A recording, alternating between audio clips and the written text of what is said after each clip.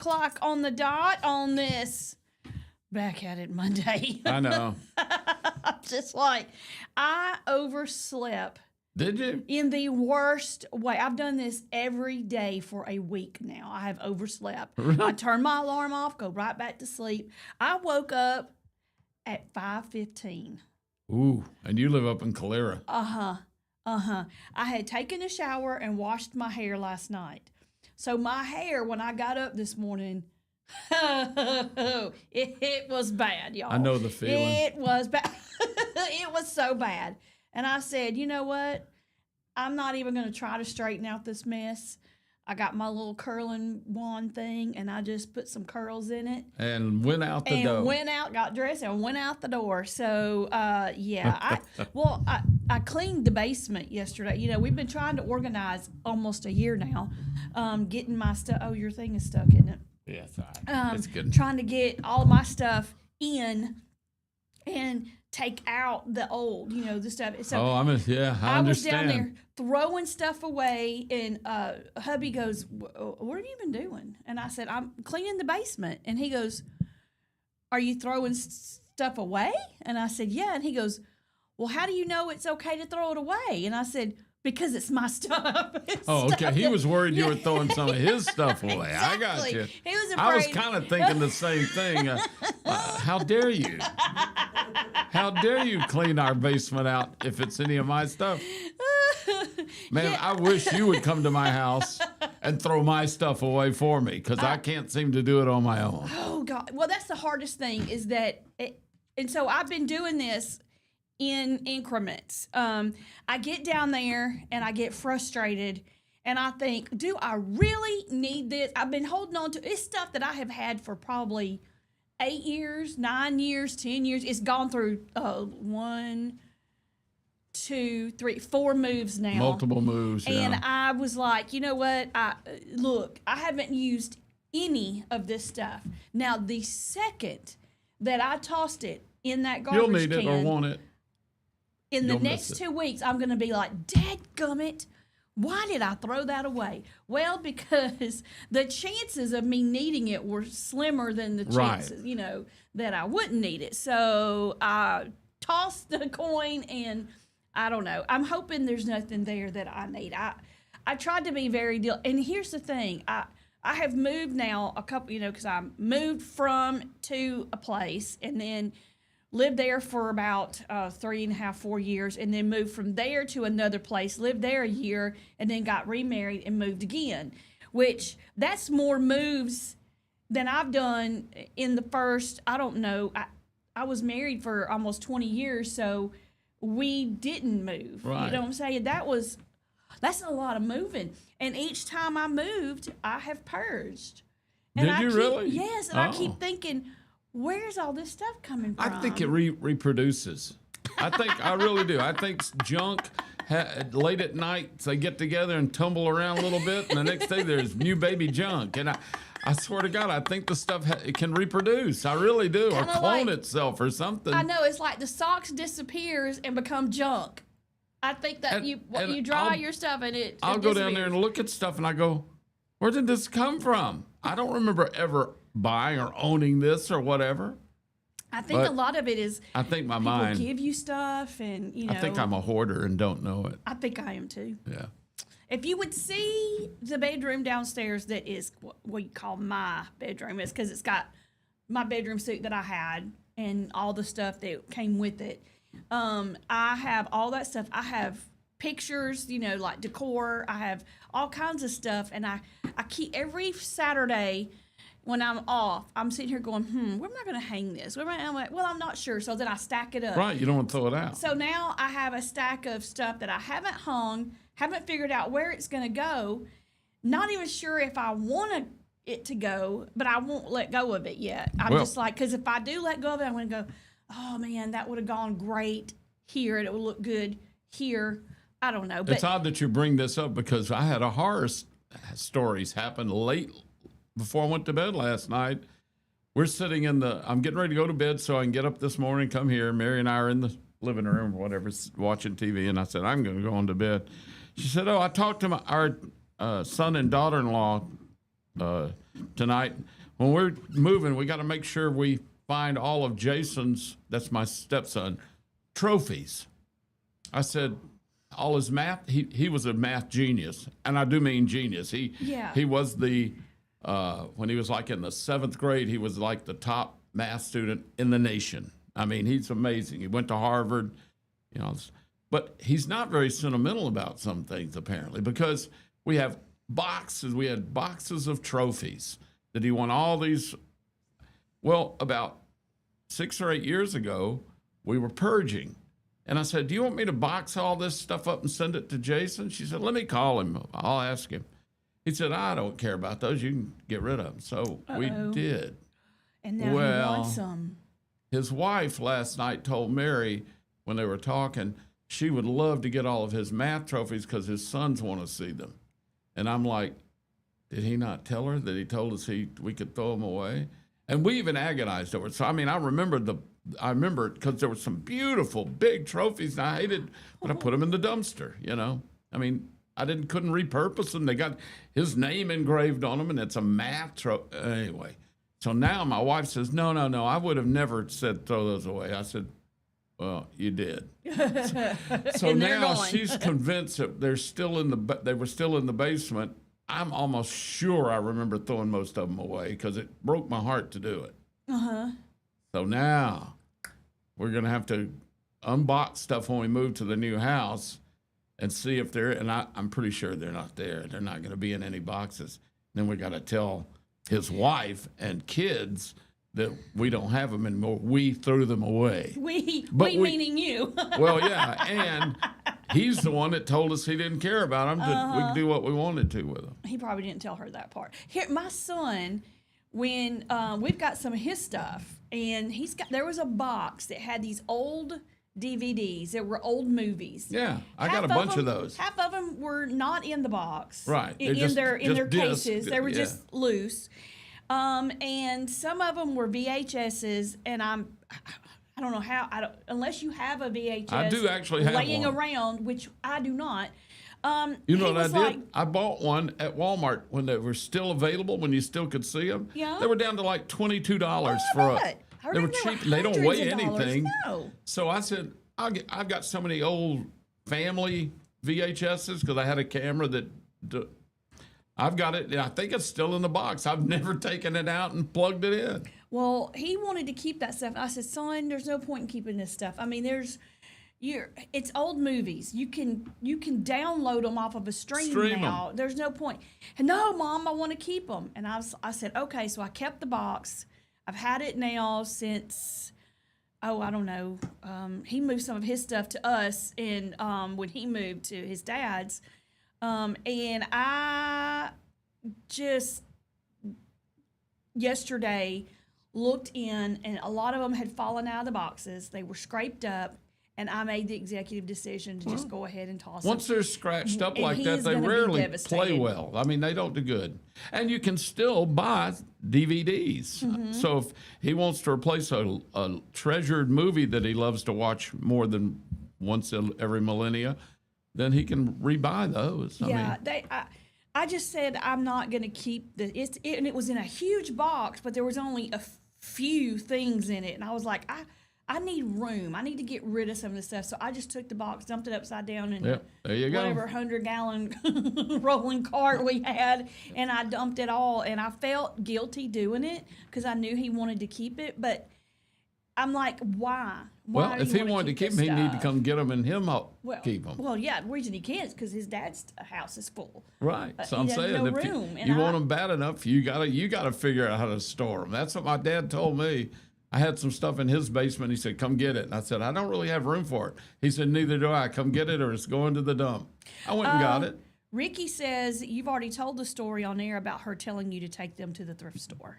Yeah, and I think I talked about throwing away his gi, how hard it was for me to throw away his taekwondo. Yeah. Yeah, I hope they don't ask for. I hope the wife doesn't ask for that now. Okay, you threw away his trophies. Well, at least we got his gi from when he was 10 years old. About that.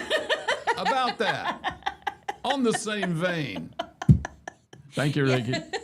Unbelievable. Well, at least you have backup that you were told to do it. Yeah. Mary says, just pray with me. They are still in the basement. We will, but, chances are they're not. Good chances. Just go ahead and set yourself up for the Yeah, fact that I'm they're ready not for there. it. I'm ready for the heartbreak and the. That way, if they are there, you can And go, then I'm going to get the evil eye.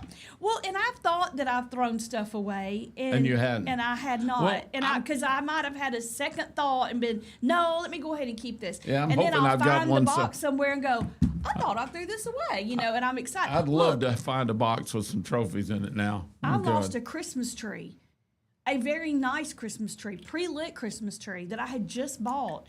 I cleaned out a storage building that was out behind the house, and I think it accidentally got mixed up in some stuff. And Christmas time came around, and I was excited. I can't wait to put my tree up. And I was like, where's my tree box? Never found it. Had ornaments and stuff. Thank God, all the ones that were sentimental, I had already taken off the tree and put in another box. Or something. But some of those I just kind of kept, and I didn't take off the tree. I kind of threw a sheet over it and was like, yeah. But I don't know, how do you throw a whole tree away? I don't know what happened. I don't know how it disappeared, but I ended up having to go and get another tree. And I have one now that a friend of mine gave me. She was like, it's too big, and we want a little bit smaller tree so we can fit more stuff around it. And last year when I put that tree up, it took up about a fourth of the living room. And I was like, this is too big. So now I'm going to have to, I need to downsize the Christmas tree. It's just too big. I barely had room to get presents around it. And we have a combined large family. And even though I said that I was not going to do as much this year as I've done in the past, probably that is not going to be true. Because I see stuff, oh, the grandbaby has to have this. Oh, my kid would love this. I'm already doing what I said I wasn't going to do in my head. So, yeah, I don't know. I'm trying to make room for more stuff. Is what it is. But I'm telling you. Between the basement and the spare room that has a ton of stuff, I told the girls, I was like, look, we've got some real stuff, and we need to I said, I'm trying to make room in some of these closets. They still have y'all stuff in. She goes, okay, well, we'll go through it. They both came over, and we were so enthralled with the grandbabies being there. Didn't even touch that stuff. One of them came from Florence, and I was, so that stuff is going to be at least there for another couple of months until she visits again. So, and I'm not touching. I'm not going through their stuff and deciding for them what to keep and what goes. That's not my place to do that. So, all right, it is 7:13. Let's say good morning and thank you to our morning show sponsors. Thank you to Chilton Mobile Home Supply, Jim and Julia. We appreciate them so much. Country Financial Insurance and Julie Holderfield, thank you. Central Alabama Wellness, our friend Zena Cartwell. You can catch her show in Power Hour with Zena Saturday mornings at 9 o'clock. Our friend Mike Baker from Coca-Cola, he is back. He is no longer at the beach. Does he have a nice dark tan? He probably does. Yeah. He's dark anyway. Yeah. I think. He's kind of got a nice year-round glow. So we're going to do this real quick. Ready? 1, 2, 3. Uh-oh, we were off. I was late. Well, it's okay. I was late. You get the gist. I got to take a sip. But he got a double. Double shot. Double shot of a Coca-Cola love. Oh, my gosh. I love Coca-Cola. Dollar Bill came in here. He said he had to stop at the store because he had to find something to start his heart. And he came in here and he opened that top and he go. He took half of it. But I was like, oh, okay. I he needed really a needs jump to wake start. up. A jump start.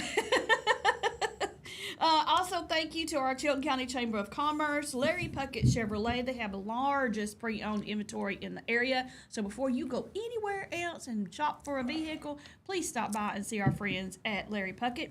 Our friends at Putter Up in Pelham, they are at the the Campus 124 in the Old Valley Elementary School. They've made an entertainment district out of that, so there's lots of stuff to do there. So go see our friends at Putter Up. Jake and his team at Save More. Be sure you download the app so that you can get all their weekly specials, daily coupons, and I guess they tailor some stuff to your spending habits. So they'll put some different things for you on there. Truckload sales coming. Yes. Oh, I think next week is the truckload sale. Yeah. Next week will be the truckload sale. We're getting dangerously close to Labor Day weekend. Yes, we are. Also, thank you to Bruce at Old Orchard Amish Furniture. Hey, Bruce. When we come back, this is a big week for Piper Peach, and we will tell you why. So stay with us. You're listening to Morning Mayhem here on Piper Peach Radio. Teresa and Dollar Bill broadcasting live from the Clayton Tractor Studios. We'll be right back.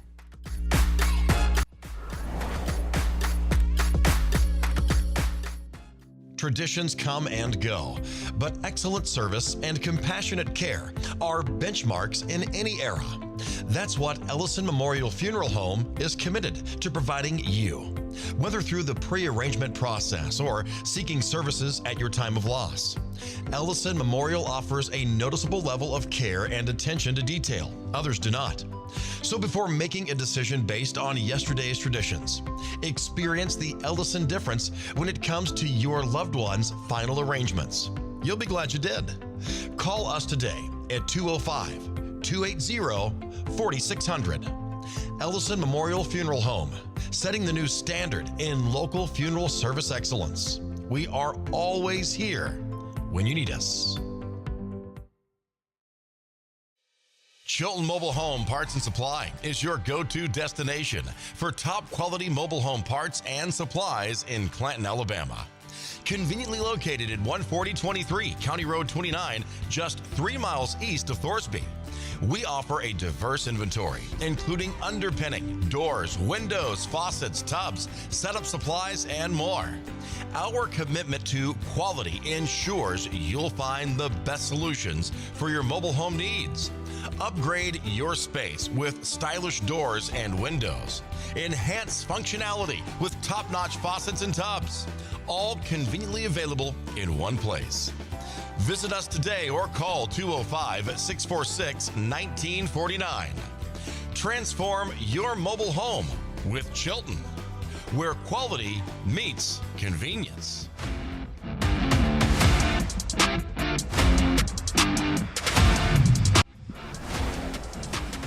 We are back. The time is 7:18. You're listening to Morning Mayhem here on Piper Peach Radio. Teresa and Dollar Bill here with you this morning on a Monday. Oh my God. This week is going to be so crazy for us. But before I get to that, let me say good morning to some folks. Good morning, Ricky, our field reporter. He's already at it. Mike Baker, he's listening and watching. Your lovely wife, who is panicking and hoping that the stuff is in the basement, is also watching and listening. We have... I love the name. I love this name. I love this word. And I love this season. Football! Oh, yeah. I'm so ready for football. High school football kicks off for Piper Peach this week. We have two games. Thursday is going to be Isabella versus Thorsby at Thorsby. And Friday it's going to be Maplesville versus Fife in Montgomery at whatever field that is. I'm not sure what that is, but those are our game. We're kicking it off hard. So they're playing Fife, which is up in North Alabama, right? Isn't Fife up near?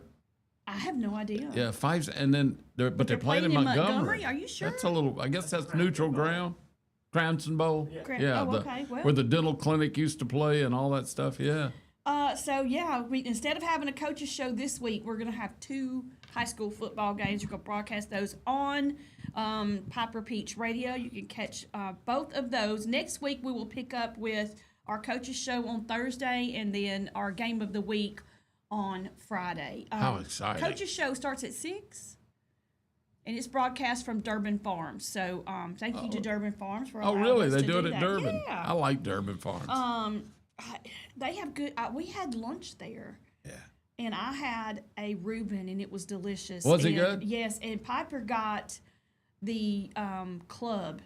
That's what I love. love. And that thing, I'm not kidding you. It was this tall. I was like, you got to smush it way down. That's where it needs lots of those long toothpicks to keep it together. Yes. Yeah.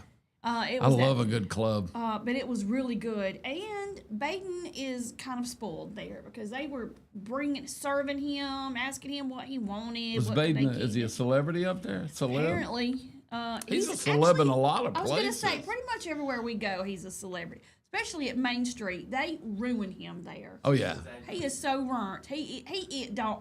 I'm not exaggerating. He's No, burnt. you're not. I've been there too. It's those girls. It's like all Moses of them. parting the Red It Sea. He is. walks in and he has his table. And then they fight over who's going to bring him his tea first. Right, and they know that. I mean, they don't have to ask him anything.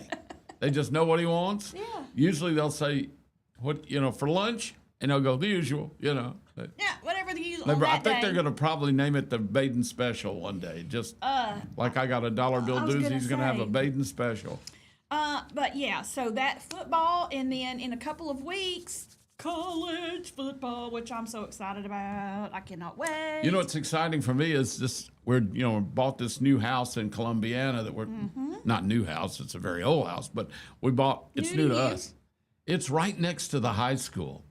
So if you'll they, be able to hear the games. I can hear the band. I can walk to the stadium to watch a game. So I'm telling you, I've never lived that close to a high school or college venue since I was in college. I lived right near the stadium in Tuscaloosa back for a couple of years, but this is exciting to me. I heard the band practicing, and they sound phenomenal. So I'm ready. High school, and now that I'm in a new community, I've got to support it. So I've got to get into it. Yeah. And happily. I was looking. I got to get down here. Okay, here we go. I got to make sure I get the right spot because, all right, college football. I live for that. I love it. Yeah, I love college football. Auburn's my team. My backup team is Florida State. Is what? Florida State. Love me some Florida State. Really? And the Criminals? Wow. I didn't know that about you. Let me make notes. She's a criminal.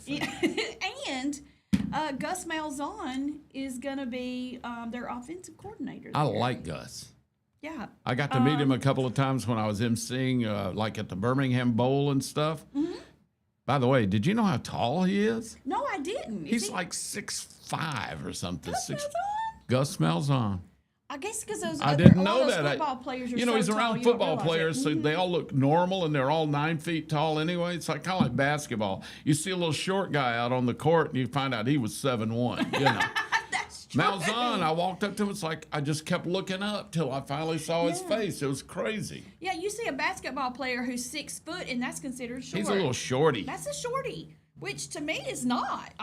6 foot to me, I'm 5'1", so 6 foot to me is almost a whole head taller. So let's just admit it. Anybody over 6'5" is freaky. They're freaks of nature. These 7'3" players, freaks of nature. It's worked for them. They're volleyball, basketball, good stuff. My niece is almost 6 foot, and she tells people she's 5'12" because she don't want to say 6 foot. 5'12", that's pretty good. She's really tall. I'm 5'13". Their dad is real tall. I think their dad, Mike is probably 6'4". Yeah. And so both those girls got height, although one of them has a little more than the other. And my sister is not a shorty. I'm 5'2", and I think I say she's not a shorty. Compared to me, she's like 5'5", 5'6". Taller, yeah. Taller than me. My brother, he's about 5'10". So we're not, the only tall people came from my sister's marriage, so her girls are the ones. Everybody else is normal, shorty. Normal. Yeah. My son, he he started out a pipsqueak.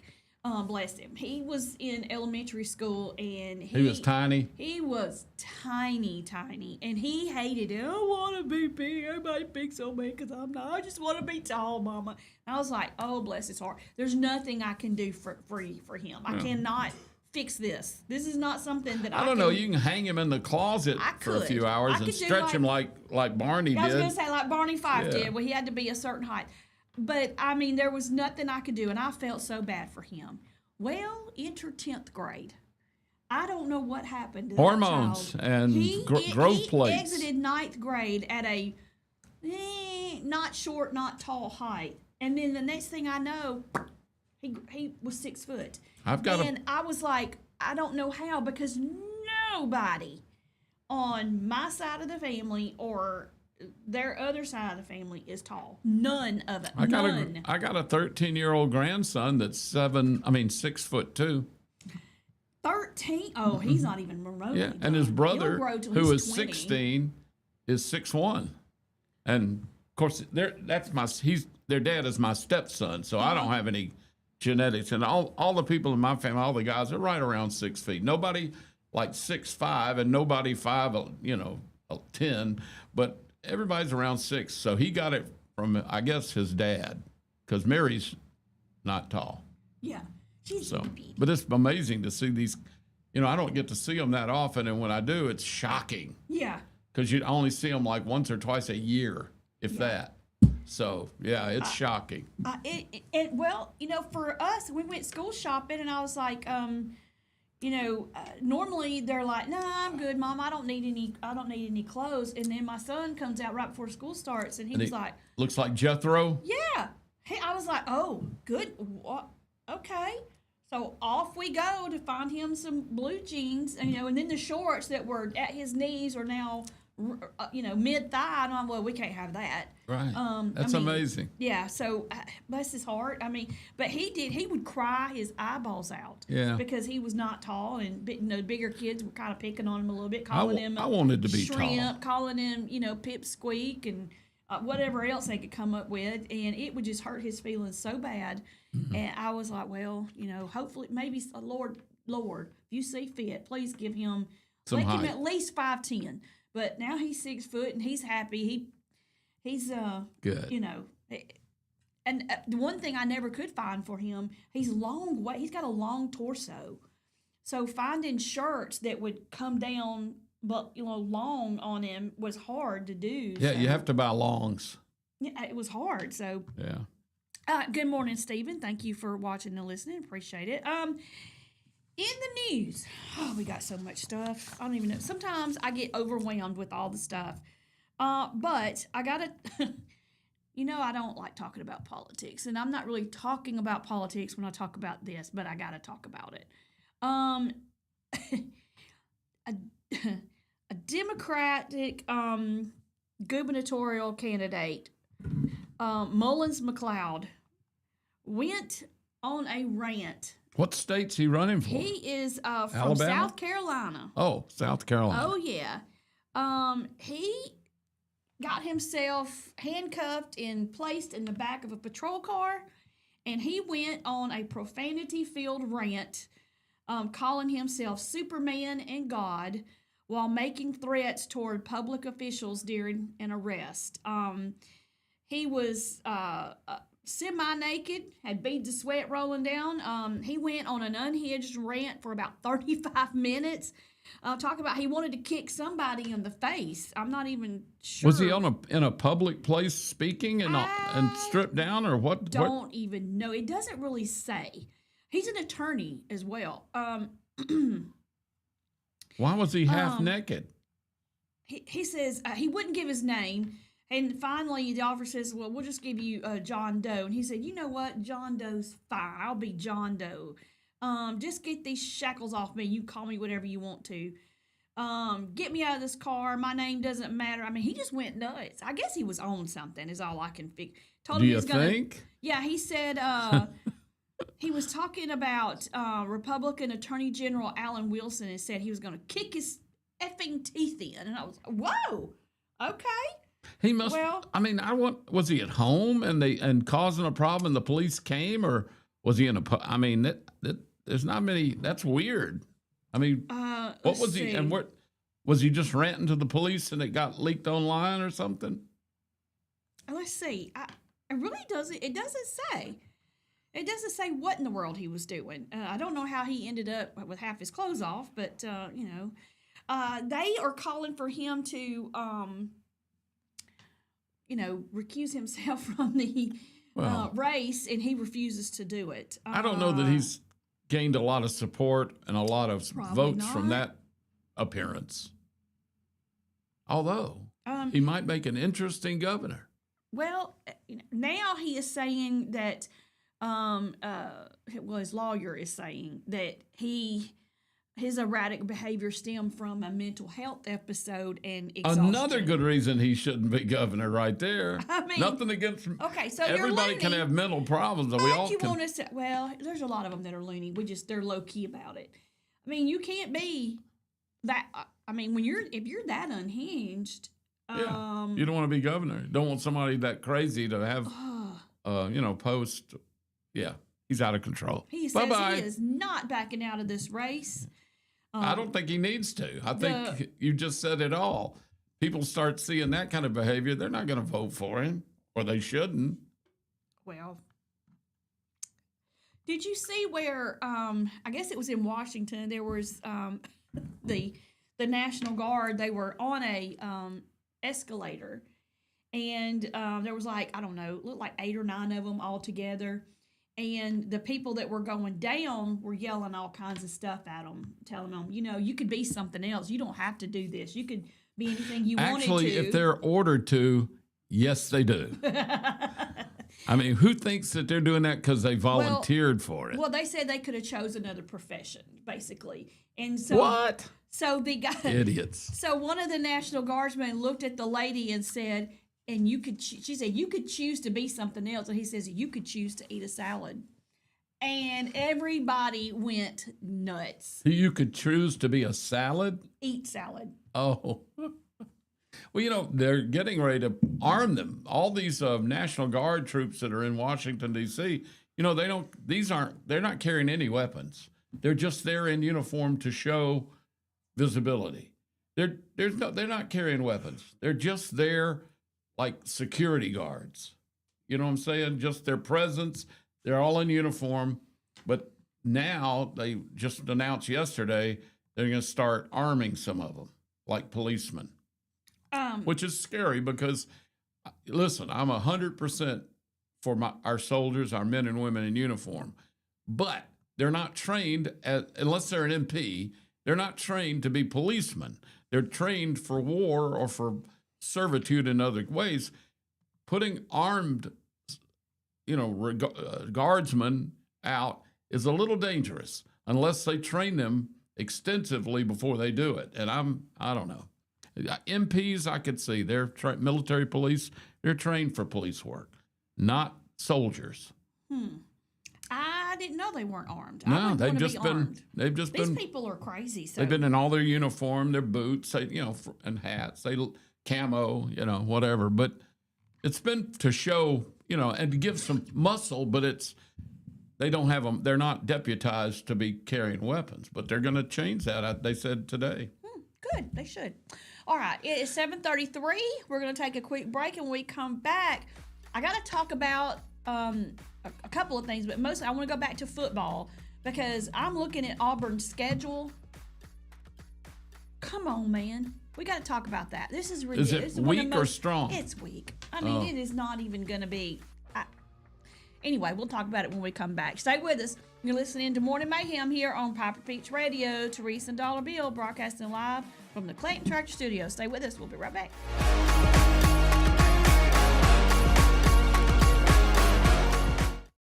Need reliable towing or diesel repair? MEMS Wrecker and Heavy Duty Diesel Repair has you covered. We specialize in light and heavy duty towing and recovery with the latest equipment for any job, from campers and tractor trailers to winch box recoveries, and the only local-based rotator in the county. We do it all. Our diesel repair services include computer diagnostics, engine rebuilds, transmission and clutch work, and general maintenance. Trust MEMS Wrecker and Heavy Duty Diesel Repair for top-notch service. Call us at 205-217-1984. Some family traditions begin with an ending. Lasting family legacies are established at Martin Funeral Home, where for over 100 years, we have served the families in our community. Bobby, Donnie, Norma, and our family at Martin Funeral Home would like to express our sincere gratitude for allowing us to serve your family. Every life story deserves the perfect setting. We are here to make that happen for you and your loved one. We offer traditional funeral home services, and we are now excited to be the home of the first crematory in Clanton, Alabama. Our goal is to serve our families no matter what their needs are. Martin Funeral Home, serving Chilton County since 1921. Please give us a call at 205-755-3550.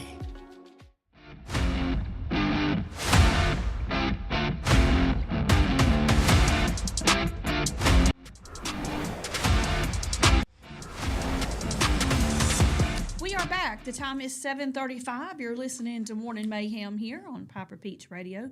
Teresa and Dollar Bill broadcasting live from the Clinton Tractor Studios. We talked about how we're going to have high school football kicking off this week. Thursday is going to be Isabella versus Thorsby at Thorsby. And then Friday is going to be Maplesville versus Fife in Montgomery at you said the Cranston Bowl. Cranston Bowl. Okay. So there's that for this week. The following week, we'll have high school football again on Friday night, our game of the week. But Thursday will be our coaches show. That'll be the first one of the season. Next week. Also next week, kicking off is college football. Yeah. And I'm very excited about that, except for the fact that Auburn's schedule sucks. Does it really? Yes, it does. They All are right, who are kicking they it playing? off. Baylor, the first game. Ball State, the second game. South Alabama, the third game. Oklahoma, the fourth game. That'll be a biggie. Texas A&M. That's a biggie. Georgia. That's a biggie. That's their big rivalry. Missouri. Other than Alabama.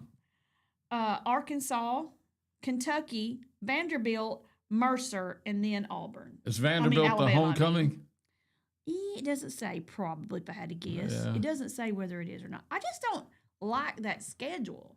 No Mississippi, either of them. Not Mississippi State, not Ole Miss. Ole Miss, yeah. No Tennessee, no LSU, no Florida, no Florida State, nothing.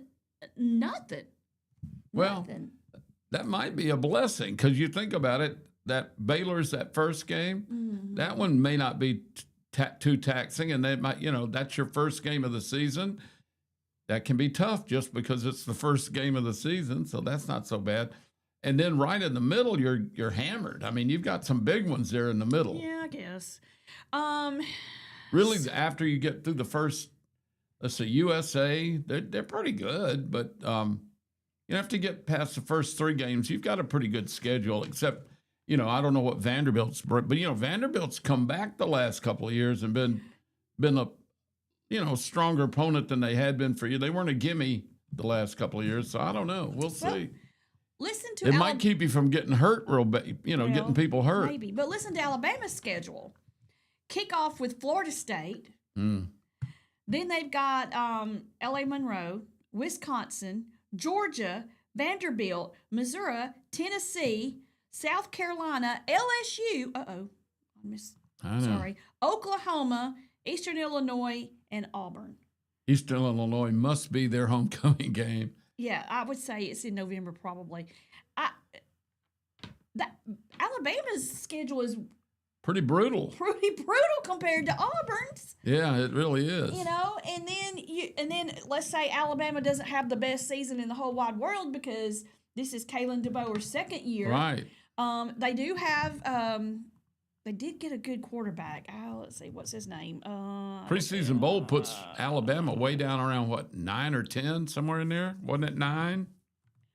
Or was it even lower? I don't know if it was in the top 10. Let's say the quarterback is Ty Simpson. Apparently, you always got your pick. You got like 3 or 4 you got to choose from. Kalen DeBoer chose Ty Simpson to be their starting quarterback. And I need to see who Auburn's starting quarterback is. Looks like Jackson Arnold. He's a transfer from Oklahoma. Don't know anything about either one of them. While 5-star freshman Deuce Knight is also on the roster. Arnold, they haven't actually named it. He's just projected. Arnold is projected to be the starting quarterback. I'm disappointed in Auburn's season. Might be a godsend. I don't like having these other teams, and I like being able to play Ole Miss, Mississippi State, LSU. I know those are the staples that, Now, Alabama and LSU are always going to play each other because that is a huge rivalry. I don't think Isn't they'll it? ever take Well, that it's one like away. Georgia, Auburn, Georgia. Auburn, Georgia is a huge rivalry. Yeah. I mean, that's Alabama, always Tennessee a big one. used to be a huge rivalry. But, when Tennessee got so bad for so long, people just dismissed them for a while. But now it's coming back again, too. And with Alabama having transitioned from the Saban years to the new era, you don't really know what our team's going to be like now. It's hard to figure because we hadn't had enough time with, what's his name? Kalen DeBoer. Kalen DeBoer. Here's the thing. There's not many people are fond of him. And I don't know why. I don't think he's done anything. It's always the guy that follows the goat. Nobody really liked Alabama's coaches for years, even though they had some outstanding guys that had been big football players and pretty good coaches. When you follow Bear Bryant, it's not going to be the same. And the same things with the first coach to come in after somebody like Saban, you're almost guaranteed to not be liked for a while. Yeah. He's got to earn his strength, but because Saban was not well liked that first season.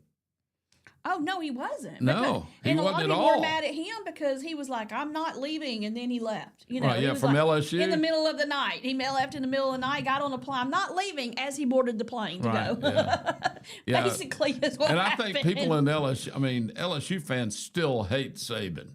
Oh, sure they do. They hate him. Absolutely. A lot of them do. But yeah, this guy's got to prove. DeBose has got to prove himself, and it just takes time, because like you said, this is only his second season. He inherited that last season, basically. Didn't have much he could do with that. It's only his second year, so even his picks and stuff aren't going to show up. It gives you got to give a coach almost 4 years before it becomes his team that he picked, he chooses, and he develops. Right, but most of the time they don't give them that long.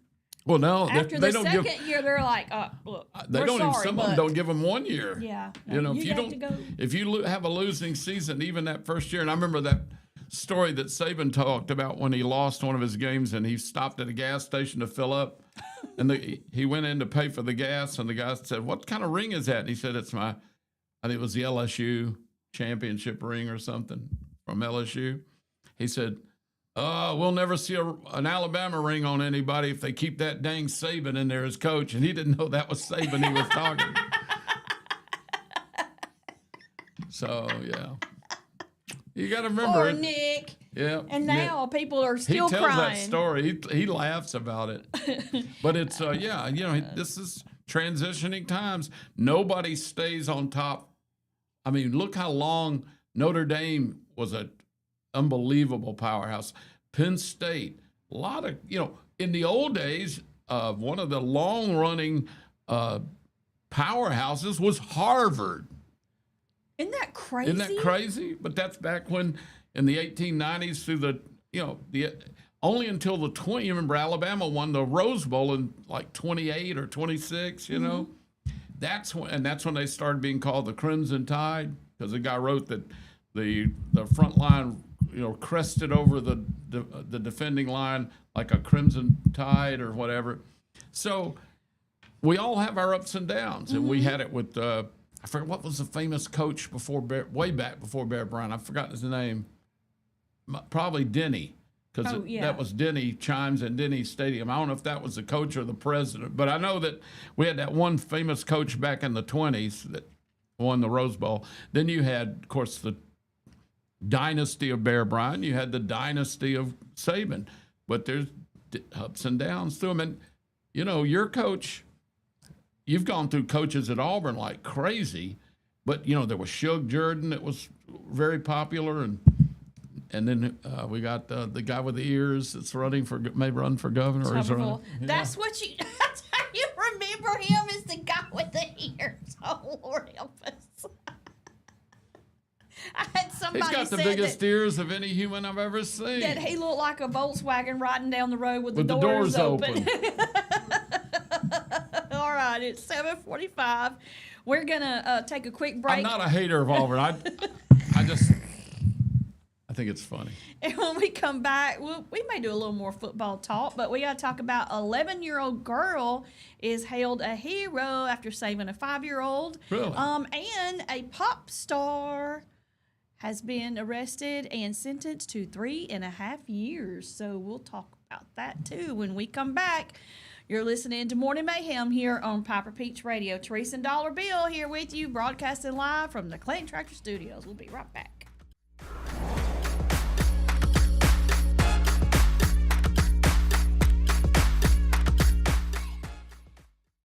Created by a plus-size woman for plus-size women. We offer cute, comfortable, and affordable clothing in sizes 1X to 4X, including dresses, sets, swimsuits, jewelry, bags, and more. Our fabrics are soft, durable, and perfect for everyday wear. Shop online at curvy-girls-boutique.com or follow us on Facebook. Curvy Girls Boutique. Embrace your curves and feel confident every day.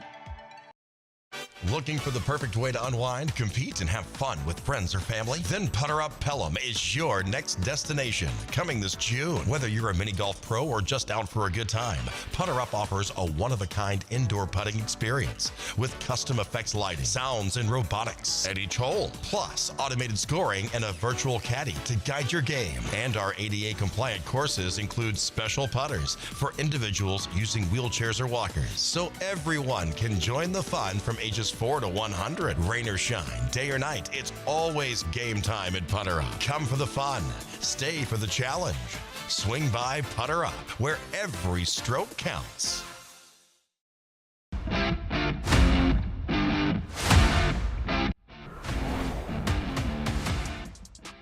We are back. The time is 7:47. You're listening to Morning Mayhem here on Piper Peach Radio. Good morning. Teresa Dollar Bill here with you, broadcasting live from the Clinton Tractor Studios. We've been talking a little football. He does not like Auburn, and I do not like Alabama. Well, no, I don't dislike Auburn at all. I love Auburn. I'm an Alabama fan primarily, but I love any of the stuff. I like Alabama. I like Auburn. I like Troy.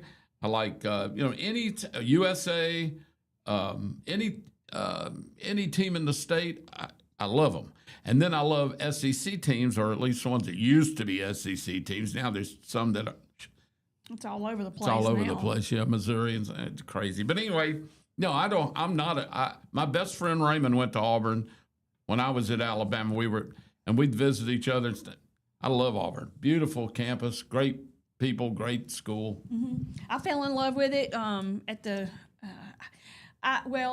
was always an Auburn fan. It was because when my dad would watch football, I always went for the underdog. Yeah. And so I was an Auburn fan because I'd say, who's the best team? And my dad would say, well, Alabama. And I'd say, well, I'm going to go for Auburn. I'm going to go for Auburn. So I would just follow them. Well, when I went, I was about 11 years old, and I went with my friend Vicky. Her sister Gina was going to college. And she was going to Auburn. She was going to Auburn for pharmaceutical school. And we went down there to see the campus and see her dorm, and we had lunch there, spent the whole day there, and I absolutely fell in love. I thought that was the most beautiful. It was like heaven. I was like, oh, this is so pretty. Isn't it? It was gorgeous. The ride down there, a lot of cows, so that's where we get the, people make fun of us and cow patties and all that for being an Auburn fan because, Well, it's got the veterinary school and it's got all the agricultural stuff because it was Alabama Polytechnic Institute in the original days. That's a mouthful. And, Auburn is called the loveliest village of the plains. It definitely is beautiful. It is definitely that. It is absolutely beautiful there. And from that moment on, I was locked in from then on. And then I had a friend that decided when he graduated, he was going to go to Florida State. And he was in the band. And so we pulled for Florida State too, and that's kind of how I became a Florida State fan. And I know it was weird to like them both because we had to play each other. Well, remember for a long Bobby time. Bowden was their coach for years from right here in Birmingham. Yeah, and I went. My very first college football game was Auburn and Florida State. Was it really? At Auburn, yes. And we got, I think it was 14-0. We got our Heinies spanked. It was 14-0. 1987. Auburn lost. I want to say yes. Oh, yeah. Let's see. pretty sure Auburn, Florida State, 1987. Yeah, I want to say we were 0. Well, no wonder. I don't know why you don't call them the Criminals then. Look here now. Let's see. What are you looking for? I'm looking to see what the score was. Oh. We were number 6 that year, but we ended up losing that game. They stomped a mud hole in our rear ends. It was a big win. It was. I remember it being 14-0 at one point, and I was so excited. I had my friend Michelle had given me an outfit to wear. And I felt so good. I was like, I'm looking cute. I'm going to the Auburn game. And we got our heinies handed to us. And I was walking to the car. I was all dejected and sad. And all these Florida State fans are running by us going, Auburn sucks. Just saying all this. And I was so upset. I was like, I like Florida State, but those fans are horrible. Most fans are horrible when you lose. I was like, they're terrible. They're mean. But yeah, but I've been an Auburn fan ever since, so much so that, that's my kid's name. So she does not like it. She was an Auburn fan for most of her life because she didn't know any better, I guess. It was just kind of, we didn't give her a choice. The whole family, her dad's side of the family, the whole family's Auburn. And then she decided one year, I got her some Auburn stuff. She goes, Mom, let's don't give any more Auburn stuff. And I said, why? She goes, well, and then she had a Georgia Bulldogs blanket that she put on her bed. And I was like, how'd she pick that? My mom was a Bulldogs fan. Ah, okay. And she just decided she's going to be a Bulldogs fan. She was going to be a Bulldogs fan at some point. And I mean, which is the antithesis, except for Alabama, for Auburn fans. She is die hard, too, about the Bulldogs. About the Bulldogs. I mean, she loves them. Her company name is Bulldogs Lawn Creation. I mean. Well, here's the deal. As long as you've got a passion for the game, I don't care who you're for and who you're against.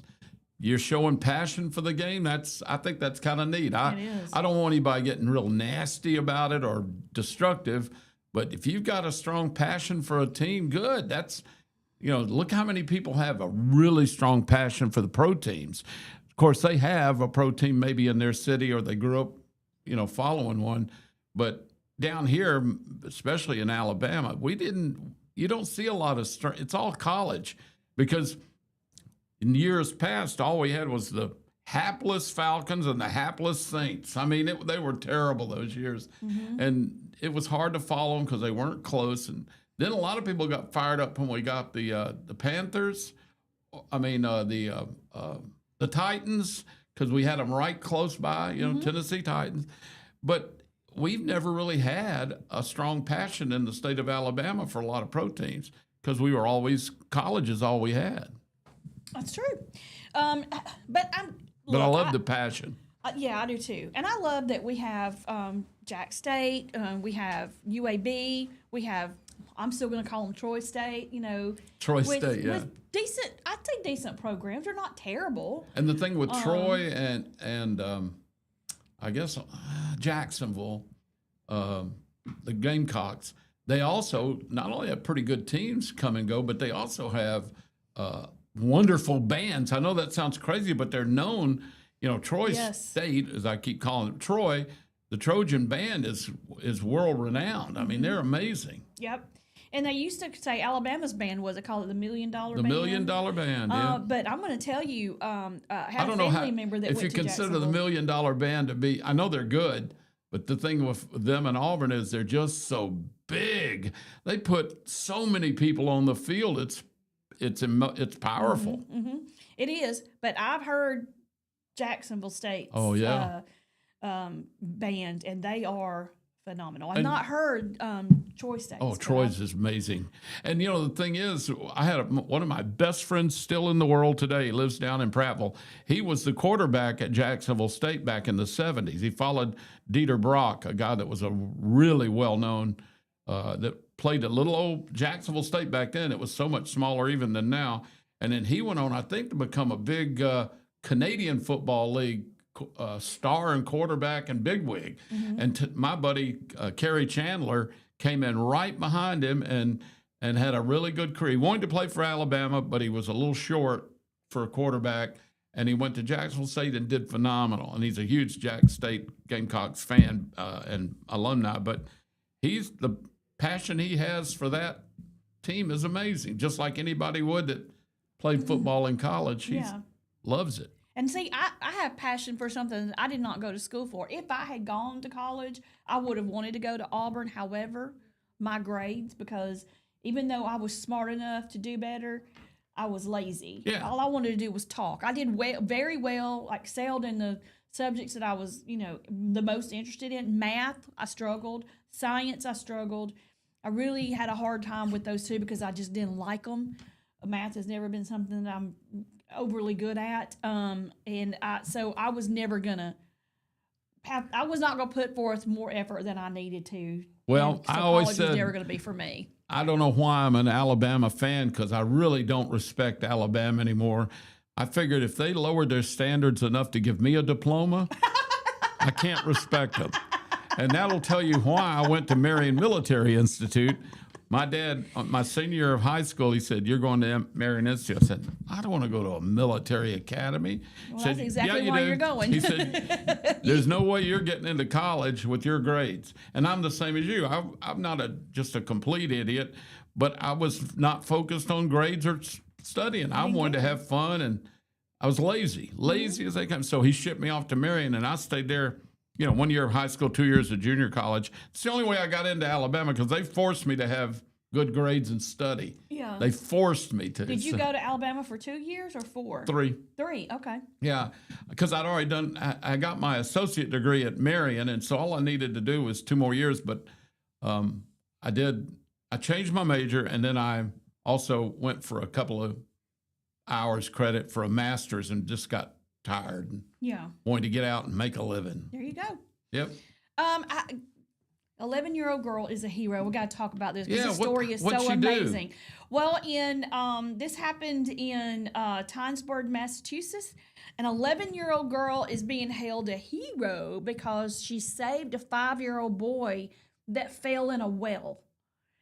There was a well on the property where they were playing, and it had a cover over it, but the little boy stepped on the cover and the cover gave away. Oh, so he fell in. He fell all the way into the bottom. The mom said she heard screaming and heard one of the loudest noises she'd ever heard in her life, and heard somebody screaming, call 911, call 911. Well, this little girl has the sense to go get a ladder and put it down in the well and helped him climb out. Wow. Yeah, and so they 11 called years 911. old. That's pretty smart. Yep, and luckily he only had a few scratches and bruises. It's nothing like what happened when was it Jessica? What was her last name? Oh yeah, but she was trapped in that well. Yeah. She was like, she ended up losing like some of her fingers and stuff. Yeah, because the way she cut the circulation off, and so sad. By the time they got her out, they had to remove them. That was one of those things that went on for a couple of days, trying to figure out how to get her out of there because of the way it was. And there were grown men that were crying, every day trying to get her out of there, and they finally got her out. I've forgotten about that. That was a big news story. It was huge. It was all over the news. But yeah, her name is. Her name is. Well, they haven't told her name in this whole story. They told the boy who. Looks like maybe her name is Juliana. Yes, an 11-year-old Juliana. girl. Her name is Juliana. It does not give her last name. It just says Juliana. Not only did she get the ladder, she's the one that ended up screaming for 911 and all that. 911 and all that. Yep. Wow. Smart little girl. Yep. So that had got a big old heavy plate over the top of that thing until they could figure a more permanent solution. But that is amazing. Yep. So she has been hailed a hero in her town. So Good for her. That's awesome. Yeah. Good job. And then also, they said pop star, but I consider him a rapper. Sean Kingston, and his mother have been sentenced to 3.5 years in prison for their role in a $1 million fraud scheme. It was wire fraud. His mother, Janice Turner, they were convicted by a federal jury of conspiracy to commit wire fraud and 4 counts of wire fraud. She was sentenced in July to 5 years in prison. They were arrested in May of last year after a SWAT team raided his rented mansion over wire fraud. A SWAT team? Wow. What, and was it his mansion? Yeah, it was his. So if he was already, it was a rented mansion. So if he was making enough money, he could live in a mansion. Why was he doing wire fraud? If you're making good money legally, why would you do that and risk going to prison? And he's very popular. He has a song Is called he? Beautiful Girl. As a matter of fact, what's so weird about this is that when we did Trivia Friday night, it was called Millennial Trivia. His song was one of the trivia songs. Was it? Yeah. And I was like, I was sitting there scrolling my phone before trivia started because we get there so early. And I was scrolling my phone. I was like, Sean Kingston, really? And I showed it to hubby. And I was like, this guy has been arrested, you know? And then we're like, you know, I can't remember if it was the second round, third round or something like that. She played one of his songs and they knew who it was. I said, Sean Kingston, that's the guy that was just arrested. It was wild that she played one of his songs. Yeah, he was arrested in Fort Irwin. And that's based in California's Mojave Desert, where he was performing. He waived his right to extradition and was sent back to Florida. They claimed to falsely have made wire payments for merchandise, but the investigator later confirmed the payments were never completed. So that's where I guess that came from. But yeah, 3.5 years in the pokey. Not paying for stuff you order. Yeah. Wow. Dumbass. Oldest trick in the book. Yep. The time is 8:03. We're going to take a quick break, and when we come back, we're going to talk about another heist. A what? A heist that happened on a Brinks. I thought those things were armored and they had guards and everything. They are. Wow. So we'll have to tell you that story when we come back. You're listening to Morning Mayhem here on Private Peach Radio. Therese and Dollar Bill here with you, broadcasting live from the Clanton Tractor Studios. We'll be right back.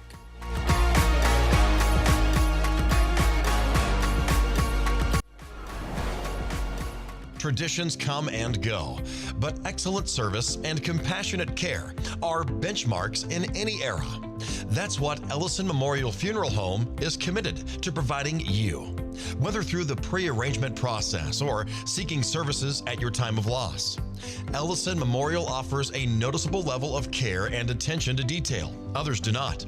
So before making a decision based on yesterday's traditions, experience the Ellison difference when it comes to your loved one's final arrangements. You'll be glad you did. Call us today at 205-280-4600. Ellison Memorial Funeral Home, setting the new standard in local funeral service excellence. We are always here when you need us. Chilton Mobile Home Parts and Supply is your go-to destination for top quality mobile home parts and supplies in Clanton, Alabama. Conveniently located at 14023 County Road 29, just 3 miles east of Thorsby. We offer a diverse inventory, including underpinning, doors, windows, faucets, tubs, setup supplies, and more. Our commitment to quality ensures you'll find the best solutions for your mobile home needs. Upgrade your space with stylish doors and windows. Enhance functionality with top-notch faucets and tubs. All conveniently available in one place. Visit us today or call 205-646-1949. Transform your mobile home with Chilton, where quality meets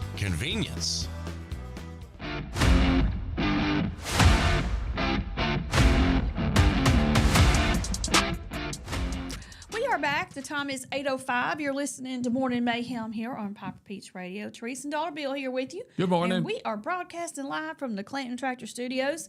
Sad story, local. A Verbena woman was found in her yard, in the backyard, deceased.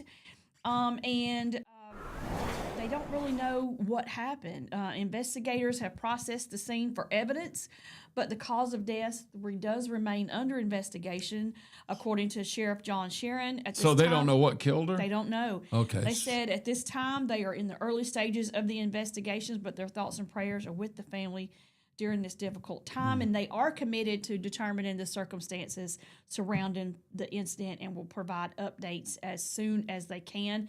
Nothing else has been reported on it as of so far, but this was on, I think this happened Saturday. Yeah, I guess it could be anything from like a heart attack or a stroke, but it could also, because obviously she wasn't like bludgeoned to death or shot or whatever. That'd be obvious. Mm-hmm. So even if she committed suicide, they'd know that.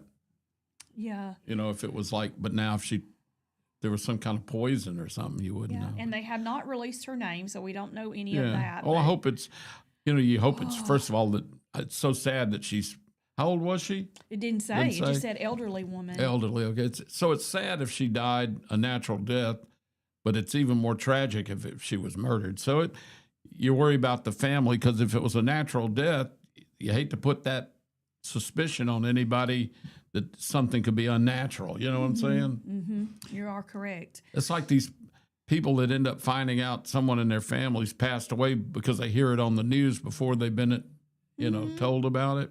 Yeah, That's and a rough that way to happens go. a lot, especially when people are taking pictures when they are going by an accident or something like that. They'll take a picture of it, and then somebody will see like, oh my gosh, That's my aunt, or that's my mother, aunt's car. or whatever. My ex-husband, somebody was posting some stuff on Facebook. They said there's been the ambulances and the police and fire trucks are at a certain area over off of a certain road, and that they shots were fired. And hubby saw that on Facebook, and he was like, he looked at me, my ex-husband, he looked at me and said, I need to go. And I said, why? He said, I think that's my cousin Dan. I think it's Dan's house. So he leaves and goes over there. Sure enough, his cousin had committed suicide right in front of his wife. He had bad PTSD.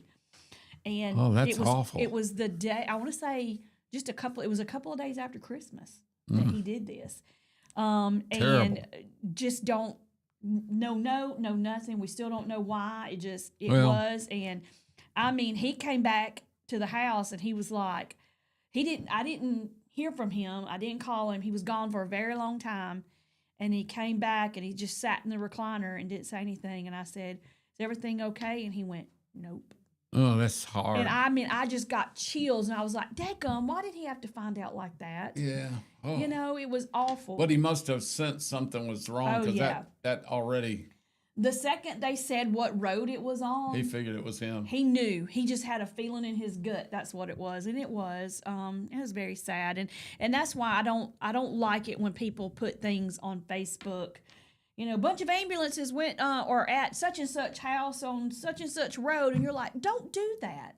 You don't know what's going on, and people see that, they panic. They don't know what's going on. Then they start calling, showing up, things like that. It's just not good. No, it's not. And nobody wants to find out about a loved one on the news or social media. No, that's awful. That's why they tell you, please don't post that I stuff. felt really Just bad don't about do a it. friend of mine one time when I was working at the radio station in Birmingham. This guy that is a pretty well-known restaurant entrepreneur in Birmingham. He owns several really successful restaurants. And he and I have been friends for a long time, but one of his good friends was my cousin, Sperry, who owned a big jewelry store up in Mountain Brook. And he came in one morning to talk about this. We had booked him in on 2 of our radio stations to talk about his new restaurant, this new one he was opening. And when he walked in to our studio, he said, He said, God, Bill, I sure am sorry about your cousin Sperry.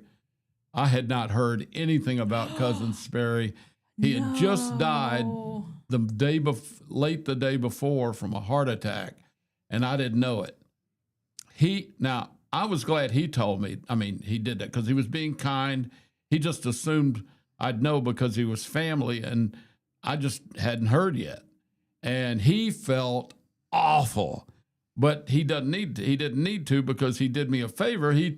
I was hearing it not on the media. I was hearing it from another friend, whatever. But he felt, I think to this day, every time I see him, and that happened 10 years ago, he still says, I sure am sorry about telling you. I said, no.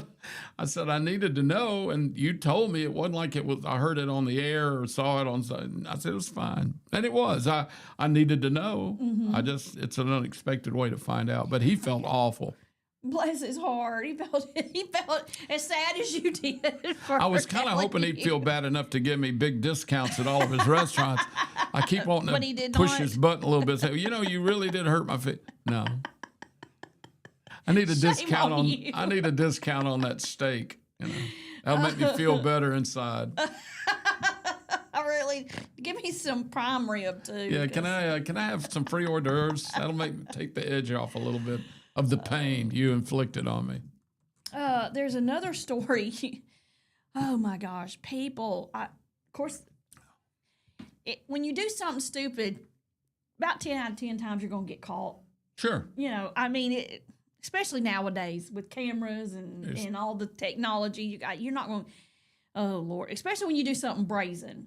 3 men have been charged with stealing more than $2 million from an armored truck in Philadelphia. Yeah, now, how did they do that? Well, and how did they think they were going to get away with it? One of the 3, disgruntled former employee. He was he had been fired. So he's like, I'll get you. Yeah. And he obviously knew the inside workings of how they do their pickups and drop-offs and that sort of stuff. I've always been fascinated with those Brinks trucks. I always see those little ports where you can supposedly shoot out, but it's hard for them to shoot in. They're beveled so that it's a hard thing from the outside to shoot in, but easy to shoot out. Mm-hmm. I always feel like I must look really suspicious because I'll pull up and park at like a Walmart, and if there's a Brinks truck idling, out in front, scope it out. I just go check it out. I'm looking all over at it. I want to see where the cameras are. I'm not going to do anything nefarious, but I'm just fascinated with them. But you see there's always somebody sitting in the truck locked in and then the guy gets out and takes stuff in, and they're not like they're just real suspicious, but they got their heads on a swivel. Yeah. And there I am, this old guy just staring at the bumper. And with a mohawk. I actually put my head down and I look in that hole, the little armored holes that they can shoot out of. I'm like, got my eye in it. I'm like, oh, this is neat. Nosy Rosie. And I swear a few times I've seen the guy idling in the truck, and they always keep it running. The guy sits there locked in. I swear to God, I think I've seen him pick up the radio and tell somebody, I think we got a suspicious case. Something's going on here. The only thing that's good now is when I was in my 30s or 40s or 50s doing it, I guess I could have pulled off trying to heist. Now I'm so pitiful and old, they probably go, oh, look at that poor old guy. He must think he's somewhere else. He's looking at an ice cream truck. Who knows? Yeah. You know what I ought to do? I ought to keep a plastic cup in my truck or car, and when I see a Brinks truck, go up and try to get ice cream out of one of those portholes, there you go. Or a drink like it's a Kona Ice or something. Woo, okay, it's 8:14. Do you have a hormone rush? Right? You get a little hot? I'm having a power surge. Just hit me all of a sudden, just like it's what happens. It's what happens when you have hormone problems. Yeah. Hormone. Hormone. All right, so we'll finish talking about this because there's way more to this story. It doesn't just end there. So with one armed robbery, we got to talk about it. So we'll talk about it on the way back. When we come back, Lord have mercy. My hot flash is getting to me. Y'all stay with us. We'll be back in a minute. You're listening to Morning Mayhem here on Piper Peach Radio. Teresa and Dollar Bill broadcasting live from the Clanton Tractor Studios I'm power surging, y'all. Woo!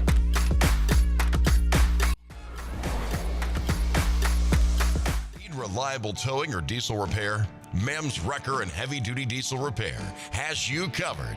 We specialize in light and heavy duty towing and recovery with the latest equipment for any job, from campers and tractor trailers to winch box recoveries, and the only local-based rotator in the county. We do it all. Our diesel repair services include computer diagnostics, engine rebuilds, transmission and clutch work, and general maintenance. Trust Mayhem's Wrecker and Heavy Duty Diesel Repair for top-notch service.